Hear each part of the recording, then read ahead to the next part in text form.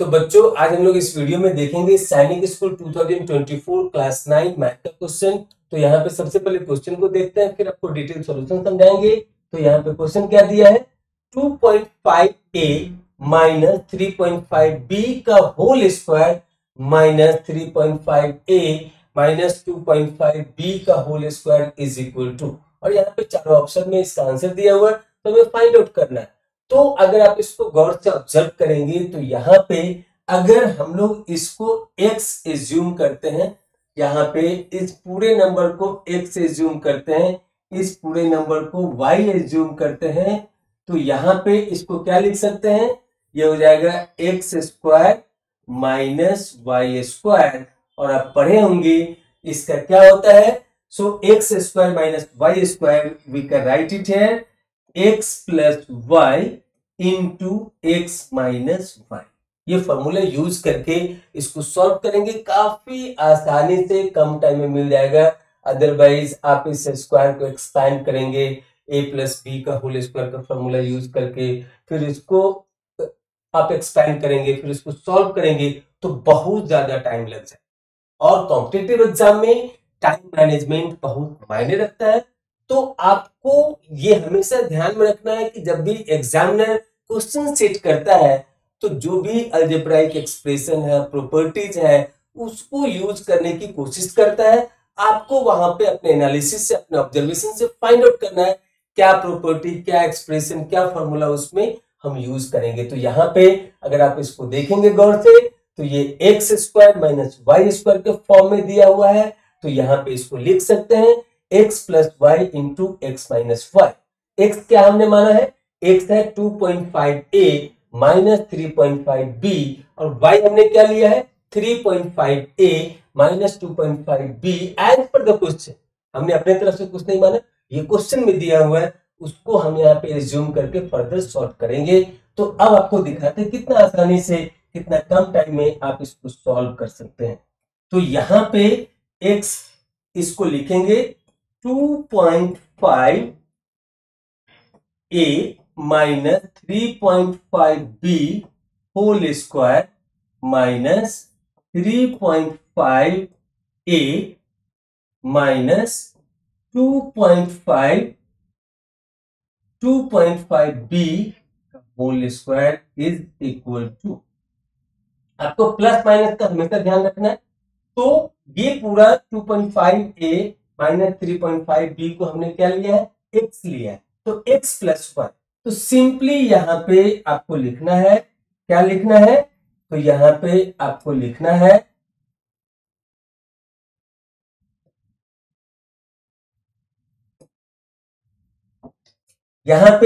लिखना है इस फॉर्मूला को यूज करके 2.5a minus 3.5b as it is plus ये उलट,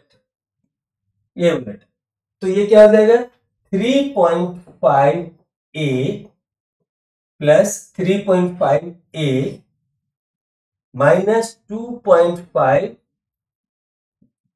ये हो गया हमारा x प्लस 1, ये मिल गया हमको x प्लस 1। सिमिलरली यहाँ पे x माइनस वाई भी लाना है, तो यहाँ पे x का मतलब एज इट इज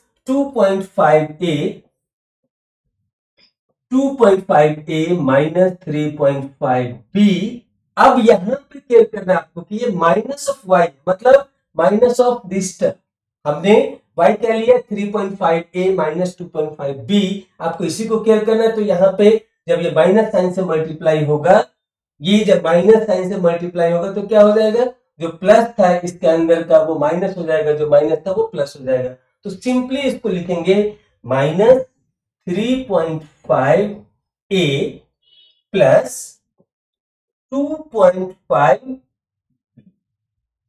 अब सिंपली इसको सॉल्व करना है, तो आप जब सॉल्व करेंगे इसको तो आपको क्या मिलेगा, आप देखिए यहाँ पे, तो पहले टर्म में 2.5a एंड 3.5a कितना हो गया 2.5 plus 3.5, it will become here as a 6, so we will get it here as a 6a। अब उसके बाद minus 3.5b minus 2.5b, so similar sign can be added together, तो ये क्या हो जाएगा with minus sign, minus 3.5b minus 2.5b, तो ये हो जाएगा -6। ये इसको सब करने से मिला। अब क्या है, अब हमको दूसरे टर्म को देखना है, तो यहाँ पे 2.5a और ये है -3.5a, तो क्या हो जाएगा, यहाँ पे इसको जब आप सॉल्व करेंगे तो ये मिलेगा आपको -a, क्या मिलेगा -a। अब ये है -3.5b और ये +2.5b, तो यहां से क्या मिलेगा माइनस। अब यहां पे आप देखो फर्दर, इन दोनों टर्म में क्या कॉमन है, तो 6 कॉमन है, तो 6 को बाहर ले आए। अब यहां पे अगर आप इस माइनस को बाहर लेंगे तो क्या हो जाएगा, वो a प्लस बी हो जाएगा, तो इसको हम लोग लिखेंगे 6 आउटसाइड ले लिए तो a माइनस बी, और यहां पे इस माइनस साइन को बाहर ले लिए तो ये हो जाएगा -6 और ये हो जाएगा a प्लस बी। तो आपको क्या मिला, यहां पे इसको लिख सकते हैं -6, ये a minus b, a plus b को लिख सकते हैं a square minus b square, तो क्या मिला -6। ये माइनस कहां से आया है, ये माइनस इसमें से हमने कॉमन लिया, तो यहाँ पे माइनस आ गया मल्टीप्लीकेशन में, तो ये -6 हो गया, ये a माइनस बी, ये a प्लस बी बचा।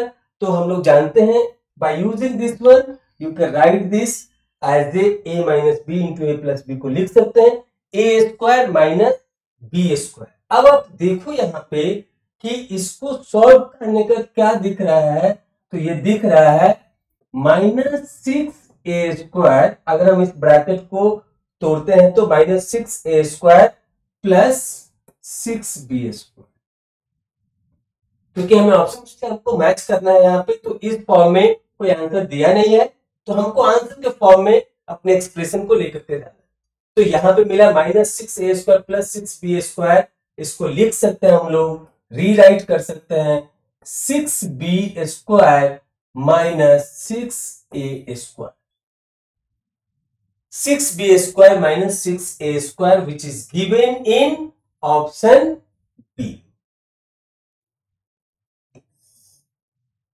which is given in option B, 6b square minus 6a square. तो ये क्वेश्चन काफी अच्छा है और प्रॉपर्टीज को यूज करके बनाया गया है। तो यहाँ पे आपको सिंपली ये फॉर्म को पहचानना है, किस फॉर्म में क्वेश्चन दिया हुआ है उसमें क्या यूज होता है।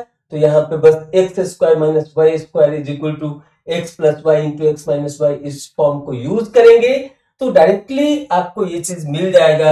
आपको सिंपली यहाँ पे केयर करना है प्लस माइनस का। अगर वो अच्छे से केयर नहीं किए तो आप क्वेश्चन में फंस सकते हैं, आपका टाइम कंज्यूम हो सकता है। तो उस चीज को सावधानी से करने के लिए आपको एग्जाम से पहले ज्यादा से ज्यादा प्रैक्टिस करते रहना चाहिए इस टाइप के क्वेश्चन को, और केयरिंग करना चाहिए। जितना कंसंट्रेशन आपका होगा उतना ही ज्यादा सही होने का चांसेस बढ़ते जाएगा।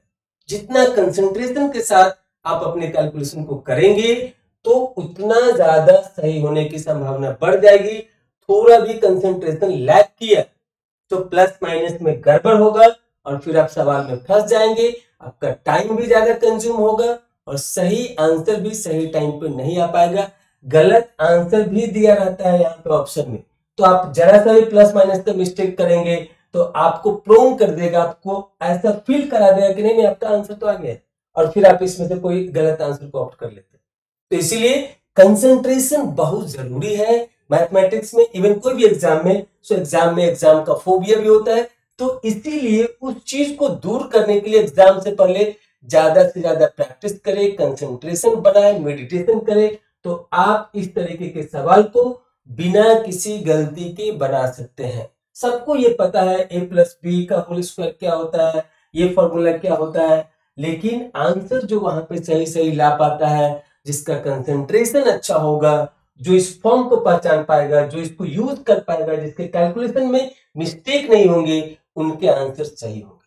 सो I hope you understand this question in the better way, and the final answer for this question is option B. So by this way, this is the end of the explanation for this question.